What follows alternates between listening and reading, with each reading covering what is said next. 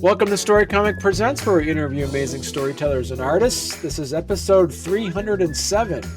I'm your host, Barney Smith of Storycomic.com, and we're excited to have back with us the internationally acclaimed author of Wild Worlds and Grave Vengeance and Perspectives, Mitch Larkins. Hey, everybody. Man, Mitch. that was quite an intro. See? You build me up there.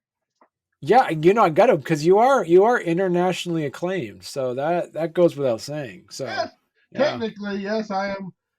It's now technically internationally, so internationally infamous or something, maybe. Yeah. So remember last year you were on, and we were talking with you about your LitRPG genre, which was fascinating. And now you're on. You have a newer release that was new from last year that we weren't able to talk about, which was your Grave Vengeance book. Yes, And so really excited to talk to you about that. But before we kind of jump into that, do you want to kind of remind some of our listeners and our viewers on who Mitch Larkins is and what you're working on now? Well, Mitch Larkins is me, the wandering hobo of an author with this raggedy beard and raggedy hairline. So I write science fiction, fantasy, starting to delve into horror some, or at least horrific writing, if that counts as horror. I'm just really passionate about all sorts of things: video games, Legos, Warhammer, you name it. I've probably dabbled in it at least in some level. Maybe not purchased it, played it all the way, but I've read up on it because I just love entertainment stuff. I love stories. Right. So I'm really curious about, because do you want to kind of go in a little bit about what the LitRPG genre is? Sure. So lit RPG is it can be almost any main genre of fantasy, horror, whatever. But it is inspired by RPG role playing video games. And there's a wide variety. There's heavy, where they are constantly talking about stats and the math and how everything's built up. And then there's some of the lighter ones where they kind of dabble into it, but it's more character driven, really. And even within that genre, it's been vastly growing over the last 10 years or so, to where people are doing like farm simulation type of things. You may know it as Iseki, like Konosuba, Overlord. I reincarnated as a slime. Things like that. We have our Western versions, Wild Worlds. There's a book series called Dungeon Crawler Carl that delves into it. There's one called Land. I've never read The Land. I've read Dungeon Crawler Carl. Recently got into that series. Things like that. So it deals with like video game abilities, video game stats, leveling up, getting special items, and that kind of progression system. Because in a way, it depends on the type of fantasy. You have your high fantasy, you have your low fantasy. Game of Thrones is considered like low fantasy, and I think is Lord of the Rings kind of considered low fantasy, like because Gandalf's not allowed to use his magic too much. But your higher fantasies are where like they're throwing around massive spells. They got floating islands, all this crazy magic stuff.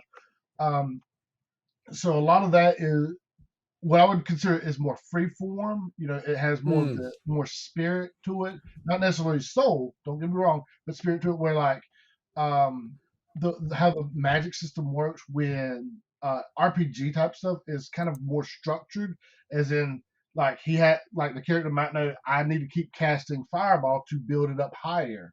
When in another series it might be I just need to funnel more of my energy into the spell to make it bigger. Okay. But again, there's different variations of that. But that's kind of how it is. It feels more structured. You can quantify where people's power levels are. Hey, listen, this level 15 guy's trying to go up against a level 35, probably doesn't have much of a chance. Or a level 30 against a level 99, he has zero chance. Now, talk to us a little bit about Grave Vengeance, because last year when you were on, I don't believe we were talking about Grave Vengeance at all. So we weren't talking about Grave Vengeance just yet. I think we kind of teased it a little bit at the end. It was still in like the editing phase and getting ready Mm. for full publishing. So Grave Vengeance, I originally started as a short story. I wrote just a quick little section of a short story. The premise of it is this girl makes a lot of friends at school suddenly, with some of the more popular kids, and they end up sacrificing her in a dark ritual to each get a wish. However, Oh wow. they don't realize that she also gets a wish, and her wish is for a reunion of sorts with her classmates. And 10 years later, after these people are leading relatively successful lives, she comes back from the grave to get her revenge. And um, so the short story was basically that premise, and then it kind of like I gave it to some friends to read, some fellow writers. They're like, "Come on, you got to add more to it. You got to add more to it." So it eventually exploded into a 40,000, 50,000 word story, and it expanded vastly from just the short premise. What aspects as a writer did you decide that you needed to expand on for the reader to feel like it's not just a finite world, but it's a much larger story that's in place? So that's actually pretty good question because it was originally self-contained to the small town island, and then it Mm. spilled out from there. So for that, really with this one, I kind of let the characters decide in a way where the story needed to go, what they need to do, how to get to the next step. Um, to flesh out, I had to give, as a short story, short stories have to come in fast and hard, and hey, boom, these are the characters, boom, this is the situation, boom, this is what's happening. Um, and as the story stretched out, I was able to give them breathing room. I was able to let them see the some of the characters a bit before the ritual happened. You got to see some of the ramifications to their lives throughout the story, as opposed to just one necessarily quick flash forward, 10 years or a jump forward, however you want to word it. Mm. We got to add a lot more characters. We got to add a lot of the monster characters. We've got skeletons in there. We've got demons from all sorts of folklore in there now, as opposed to it mainly just being uh, Alice, which you see on the screen right there as well, and Mm. the other characters. So we got to build up a lot more that way and just expand the threat, expand um, the the intensity of the characters, so to speak. What would you say is your biggest writing weakness? My biggest writing weakness, everything. Um, So, like any good artist or bad, especially bad artist or whatever, I am my biggest critic. So I'll write this stuff and I'm writing it and I'm writing it. And I'm like, man, this is good. This is good. And then I go back and I just read like three sentences, like, why am I even trying? I need to just throw this in the garbage, then throw myself in the garbage and set it on fire. So I am a very harsh critic of myself. Mm. I my biggest weakness is, oh my goodness, dude, I can't narrow it down because honestly, it's like I am so like self-deprecating because I compare myself to these other brilliant writers. Some of those my fellow writers on ASAP and Anyone Worlds, those guys are absolutely talented. And it's just hard. It's just hard to just pick one thing. I think I don't know. I honestly don't know. That's a hard question, man. That's a hard question. Okay, I'll throw something out. Making up titles. I'm terrible at this. I'm terrible at making titles. So it either has to be alliteration or some kind of pun or something. There you go. There's my worst. That's the worst out of all my terrible abilities. This is the worst one. So then let me ask you, because you bring up the other ASAP Imagination writers, how does the other writers make you a better writer? So I like to have it as a friendly competition of sorts. I Yeah. want anybody out there to succeed 100%. I want them to. I don't ever want to feel like I'm ever trying to kick anybody down or pull anybody down to my level. I like anybody that has the courage to put themselves out there, either drawing or writing making a song. I want you to succeed to where you want to get at through your hard work, your creativity, and stuff like that.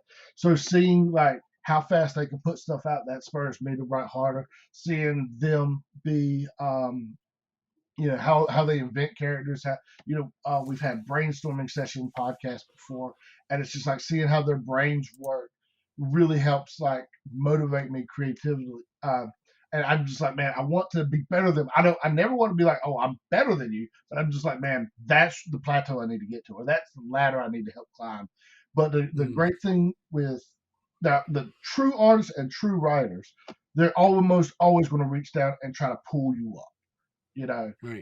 You could you could always like there's no writer I've ever met that would be unwilling to brainstorm with you or like, hey, listen, I'm having trouble with this section. Obviously, you can't just DM like J.K. Rowling or Stephen King or something. Hey, can you help me with my book? That's not going to happen. But try to find a fellow writer out there that and just ask them, hey, listen, I read your book. I'm writing my own book. I mean, legal. There might be legal issues with it, like idea stealing and that always that concern. But like most people's not going to steal your stuff. So, but that's what I'm kind. That's what I'm kind of getting at is like just seeing them succeed makes me want to try hard to succeed as well. Does that energize you or does it exhaust you when you finish for the day? So, writing never exhausts me. It does energize me, like because Okay. the ideas will keep flowing even after I stop or I have to force myself to stop. Or it's the part that gets me is just getting the document open and focusing on it and then writing it because I get a ton of ideas all times like character dialogue and all this kind of stuff or little situations I can put them in, but getting down, starting the writing. But once the writing fully starts and it starts going, then I am so pumped that after I'm done, after I close out, and then I just go and I'm like, man, I gotta add this, I gotta add this, gotta add this, and I'm like, can't forget about this and this and this. So I keep like repeating the same scenarios in my head just so I make sure I remember them. But yeah, there's sometimes like And after I'm done, I can't even sleep. do you tap into different parts of your creativity when you're writing horror as compared to say writing fantasy? So so this is my first foray to horror, and I don't know how well I did in comparison to other actual horror. It dives into Mm, when it was a short story, it was more straight horror. It kind of evolved into a little bit urban fantasy as well. yeah. Towards the end of the book, still with horror in it, I like to think. Um, so, geez, yeah, I think you have to. I think you have to. I think you have to like put into a story like this that like well, one, not everybody's going to get out alive. Not everybody's going to get out okay. As opposed to like my Wild World series, which is supposed to be like a straight, honest adventure story. Like you're going to see heroes. You're going to see the heroes succeed. They might stumble and fall a little bit, but they're triumph. Again, I think we talked about classic Superman in the past. I may have been talking with you or somebody, but I Yep. like to see those stories. I like to see somebody rise to the occasion. With horror, you don't have that. I like to actually. I made one comparison that there's a lot of power of friendship in this, except Right. nobody's friends in here. At least the main characters aren't really friends, but they're trying to tap into the power of friendship in a way to get something done. Which authors inspire your writing style? So there's a brilliant writer, Keith C. Blackmore. Highly recommend you go buy his Mountain series. It's about a Canadian zombie apocalypse. Huh. Absolutely brilliant, man. His writing is so clever. Um, he really inspires. Like when I'm writing like Grave Vengeance, I could tell inadvertently, like or unintentionally, I should say, he's inspiring some of my writing style in this. Um, yeah, I can't. Dude, a nice guy. I've actually talked to him on Twitter before. He's read my stuff, and I was like, like, oh, this brilliant guy read my stuff, and he kind of enjoyed it. Oh my goodness! But yeah, KC Blackmore's books Breeds, 131 Days, 131 Days, and the Mountain series. Highly recommend all three of those. Um, he helped inspire this. I don't read too much horror. Actually, it was mostly horror movies that inspired me. Freddy Krueger, Nightmare on Elm Street. Friday the 13th, things like that. I really try to go for like almost an 80s feel with the story, the 80s slasher feels with the story. Um, you get a lot of the main villain, Alice's perspective, and she's just like Mm. absolutely having the time of her life in during her scenes, and then you switch to like the other humans' perspectives, and it's the most horrifying thing they've ever seen, like skeletons ripping themselves out of bodies and stuff, and she's just having a grand time, you know. She's got Can you feel I believe in magic playing in her head, whatever that song is, or do you believe in magic? Was there any authors that you initially weren't a big fan of that you actually ended up growing to appreciate? um no, I at the beginning and end of every day, regardless whether I like the book or not, I appreciate every author out there. um Okay. Again, I am such a big proponent of people putting out their creativity or trying to put out their creativity. So I don't ever. I mean, there's books out there that I've read. I'm like, man, I did not like this, or I didn't like the ending, or too many tangents or whatever. But again, they put it out there, and was I mostly entertained? Yeah. So I don't really have anything negative to say about any author, really. Hmm. I'm sorry, that's not good. Again, I try to be super optimistic with everybody. I Right. don't always succeed, but I try. Those that are not connected to ASAP Imagination, like your um, other friends in your family, how do they feel about you being an author? So I wrote my first book back when I was like 21 or 22, something like that, in my early 20s. And my granddad at the time, I said, "Hey, listen, I'm writing a book," and I was handwriting it because I didn't really have a computer, didn't have a laptop, nothing like that. So I was handwriting it in a book, and he was like, "Hey, you'll never get that published." And I was like, "Oh well, now it's a challenge, and we'll see about that." So, um, I mean, my mom kind of likes the stuff. Uh, uh, I don't I don't know if many of my, actually, my biggest fan is actually my little nephew Lane. He loves the Wild World series, and he's desperately asking me to write more. And I'm working on it, buddy. I'm working on it. It's on my to do list. I've got like 20 other books I'm working on. So he absolutely enjoys the series. I have a few family members that did enjoy Wild Worlds, that enjoy my short story and perspectives. This isn't really up their cup of tea, so to speak. I deviated a lot. Like my other series, I don't use like harsh language or anything in it. Hmm. This one I did because again, that's 80s horror movie kind of thing. So I had to include that. Um, this one's a lot more graphic. Usually that's uncomfortable for some of my family members. My wife loved the book. She cried several times in it, apparently. And not just because of my horrendous writing, but like she actually enjoyed it. So she's one of my driving motivations to write a sequel. Talk to me a little bit about writer's block. Do you have a cure for it, or is there something that do you ever experience writer's block? I have rarely experienced writer's block. I Okay. experience a lot of my a lot depending on the book series. Wild Worlds. I When I went and brainstormed, I wrote basically what it's kind of like a writer's bible. It explains all the characters, the setting, their abilities. It might go into the tax system, the currency, the political stuff, all the unnecessary details that the readers won't ever get to see. I went ahead and wrote out like 20 ideas for books, and then I would just go randomly throw in ideas as necessary. So I don't really necessarily have writer's block, because the stories are basically there. I just got to connect the dots as necessary. With Grave Vengeance, I played it. I don't fully plot, however. And with Grave Vengeance, I played it extremely fast and loose. Um, Mm. with it, and I just let the character, like I said, the characters kind of develop their own personality, and I just kind of let them do what they want.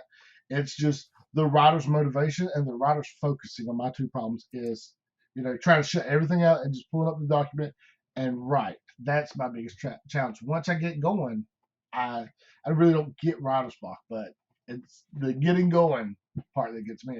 Do you want each book to kind of stand on its own, or each series to stand on its own? Or are you trying to build kind of like a body of work that has connections between each of the books? So Wild Worlds is its own complete unique setting. Right. So it's completely outside the realm of our reality. This is set in like modern day. So there won't be too many interconnections there. I might be able to throw in a reference to each of them, like a little shout out. You know how Stephen King kind of does that. Obviously, I'm not at Stephen King's level, so don't think I'm trying to copy that or anything. But will there ever be crossovers? Highly doubtful. Perspectives could fit into this. My perspective story could actually fit into this. The short story that's in there, in theory. I haven't considered that, but maybe I should. So where do your ideas come from for your books? So where my ideas come from? It's usually like a lot of writers. I'm a very shallow writer. I'm a very shallow writer. These other writers, these brilliant writers out there, are like, oh, well, I want to explore this more, or I want to like delve into this kind of psyche. I sit there and like, wouldn't it be cool if like a zombie girl came back from the dead and she was treating this massacre she was doing, like some kind of fancy music video where she's dancing down the hallways while people are screaming for help and she's just like ripping heads off. Like that would be a cool scenario. Or what if I had like a mentor student situation, kind of like Obi-Wan and Luke, but they kind of hated each other, but they're forced to like teach each other and work together. That's kind of like where my ideas come from. It's always, would this be cool? Have you thought about writing books that aren't for adults, or or thinking about writing other genres of books? So I have a children's book that I've been playing with, like a 3-year-old children's book. My boss actually pitched me on the idea, and I drew it all out. Um, and we're just getting it like inked and colored and stuff. And I keep trying to convince him. It's like, you were a parent. No parent wants to read a 30+ page book 15 times in a row to a kid. If this happens to become some child's favorite book, you're going to get a hit put out on us for making the book this long. Short and sweet. Please, please. So I'm fighting that right now. I do have another series that I'm actually working with. I'm trying to decide whether I want it to be like a comic book or a full novel or short novels. I've actually written a couple of them, like 15,000 words is 20,000 words, just about the size of the Animorph series. Each of those books were about 20,000 words. And yeah, they're aimed at a relatively younger audience, probably just 7, 8, 9 year olds. Wild Worlds wasn't intended. Like my nephew was really young when he read the Wild Worlds. But I was like, they're kind of violent, like PG-13 violent, but like if you're cool with that, there's no real bad language and there's not any real like sexuality in them. The characters mention each other are pretty, but that's pretty much it. Do you have a favorite like underappreciated novel? A novel that you tell, other that you mentioned the Canadian zombie apocalypse one. Yeah. Do you have any other underappreciated novels that you wish more people knew about? Well, so I actually talked to Mr. Blackmore about his Breed series, and he said, well, that wasn't selling, so it was just a short series. I was like, that one's underappreciated. Go buy Breeds. Maybe he can bring it back from Breeds 4 or something, or Breeds 5. I forget which one where it ended on. I follow up. Jeez, do I? Like all I've got is like books from my childhood, Interstellar Pig and like Parasite Pig. It was about an interstellar card game and a kid trying to save the world from all these aliens trying to get this special card he had found. Nobody ever talks about that. One thing that's fallen out from the wayside that is breaking my heart is American folklore and tall tales. Nobody talks about John Henry anymore, or Paul Bunyan, or Captain Stormalong, or Joe McCraggagag. I forget how you pronounce that. The Pennsylvania Steelworker legend.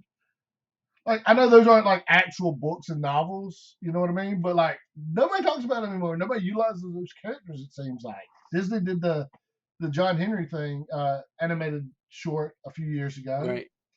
But do I have anything modern? No, everything. Like I'm some of the stuff I've read, Overlord, Konosuba, Tanya. Those have all obviously had movies and shows and video games made of them, so they're pretty popular worldwide. Dungeon Crawler Carl seems to be extremely popular. So, yeah, am I just jumping on bandwagons? Maybe that's my problem. so, My books are underappreciated. I need to go buy a million copies. There, that's my answer. Do you have a lot of unpublished or half finished books that still you still have on your back burner that you can't wait to get done? So a lot of them. So I do have Grave Vengeance 2 in the works. I'm already at like 40,000 words with that. For those that don't know, 40,000 words is like a standard novel. So it's Mm, and I'm still not done with it. I have another story about basically a ninja maid that is okay. almost done. I have Wild Worlds 4 that's almost done, or at least close to halfway. I have the more kid friendly book series. I've got 2.5 books of that done, but because I can't decide on what I want it to be, I haven't done anything with it. I don't know if I want to convert it to a comic or leave it as a book series. So haven't done anything with that yet. So I have, you know, 10, 10 books almost that are just Oh waiting wow. for me to do something with. When you sit down to kind of determine which books that you're going to be writing about, do you make the decision based off of the stories that you want to tell, or do you base it off of the stories you think are going to sell? So I always, and I mean, like, this probably isn't the best way of doing things, but I always want to write something that I would be interested in because I'm Mm, afraid that like if I just write something that I wouldn't want to see myself on the screen right. or experience it through a video game or something, that I won't put everything I can into it. Now, so I write a bunch of original stuff. If I ever got lucky enough to like publish a Spider-Man novel or something like that, I would want it to be a character that I'm passionate about. Um, at the same time, I don't want to be so self-centered that I'm like, this book is only for me. I want as Mm, many people that can enjoy these books to enjoy them. I don't know I write these books. I'm not sure who the audience is. This one, right. if you like 80s kind of movies, this kind of fits that feel for you. Wild Worlds, if you enjoy lit RPG and you want to recommend something that's a little easier for newbies to get into the series, that's probably pretty good. I've heard a few people say that it was since it was light on the mechanics relatively, that one was Right. easier for people to get into. Um, Mm, but that's why I don't know. I write for myself, but if anybody else enjoys it, that's a plus. And you know, if somebody came to me and they're like, "Hey, listen, I really wish you would write something like this," I would absolutely jump on that because I like to please people. I like to make people happy. I want to entertain. I don't want anybody to walk away from. They can love it, they can hate it, but were you entertained by it? Well, yeah, I found some of it entertaining. Hey, well, that's a plus for me. That's a C plus. what time of day is it usually better for you to write? You see. It depends on the day. So the weekends, I usually can get some writing done in the middle of the day. After I get my kids to bed, I get a couple of hours. Me and my wife, I can sit down and write if I don't get distracted by video games or anything else. Mm, So, but that's the great thing about technology is I've got the documents on my phone. If I get 15 minutes on my lunch at work, I can pop it up, or I'm in the middle of a meeting that never should have been a meeting. It should have just been an email. Then I could pop it up and oh yeah, that's a good idea. Too bad we thought about it 3 months ago and it's already been done. Things like that. Um, just whenever you can, just write. That's going to be my advice there. That's what I try to do. If it's a couple of sentences, well, guess what? That's a couple of sentences more you've gotten done. So how long does it usually take you to write a book? Um, I could usually knock one out. If you condense all the time down, it would probably be 6 months or so. It just depends on what my actual life is like at the moment, how hectic that gets, how hectic work gets. But if I got to sit down nonstop, I can write a couple thousand words in a day. Then yeah, so I can if I was doing this for an absolute living, I'd probably knock out 2 books a year just in writing. That's not counting editing and art getting done and all that stuff. But yeah, I could probably knock out 2 or 3 books a year. So if you guys like Grave Vengeance and you like, wow, I actually got a couple of ideas for like a book 3 and 4 maybe. So that's the other problem is like, okay, I got to shift those ideas. Like this book probably would already be done if I didn't keep ripping sections out. Like, oh, that needs to be saved for another book. That needs to be saved for another book. And so how do you balance like your work and then your writing life? And once I figure that out, I will let you know. It's the biggest thing is like when your job needs to know like this is my start time, this is my end time. That's the time y'all pay for. You know, my writing is basically whenever I can wedge it in between my free time, between my kids, my wife, you know, the dog. Dog needs attention, needs some pets. Um, I just try to wedge it in there wherever. I try not to let any of that take over the time I have with family. That's my biggest Mm. concern is losing time with them.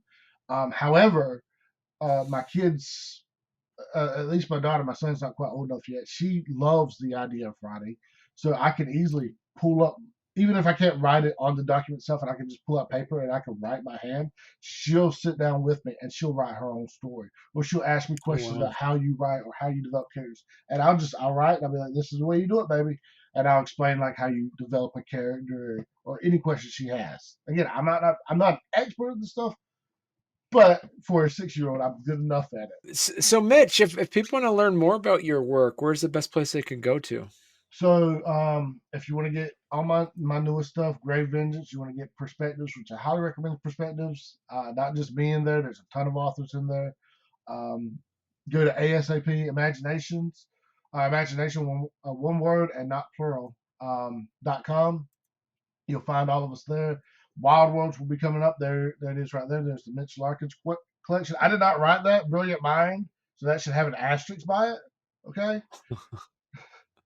But but Wild Worlds will be coming up there. Hopefully, if we're lucky, maybe by the end of the year, maybe next year. That's up in the air right now. Grave Vengeance is there for the time being. If you want to sit down and talk with me, I'm on Twitter and I'm on Instagram. Wild Worlds Writer on Instagram and Mr. Beardsley on Twitter. And yeah, anytime. So those are the old books right there. They're kind of out of print. When I shifted publishers. Um, but hey, look, not bad reviews at 14. Yeah. I didn't realize I had 14 on that one. There you go. 41 on it. Yeah. Man, dang. I am a good writer, y'all. Everything's going to be shifted over pretty much to ASAP Imagination. We're going to get new covers. The books are going to be tweaked a little bit, add in new scenes, all kinds of stuff. Well, listen, Mitch, we got to make this a regular thing. I mean, it's all great to check in with you, every year. This is fun. Dude, I love coming on this one. You were so much fun, Dave. Yeah. I love it. Thank you so much, Mitch. Thank you, sir. Always a pleasure.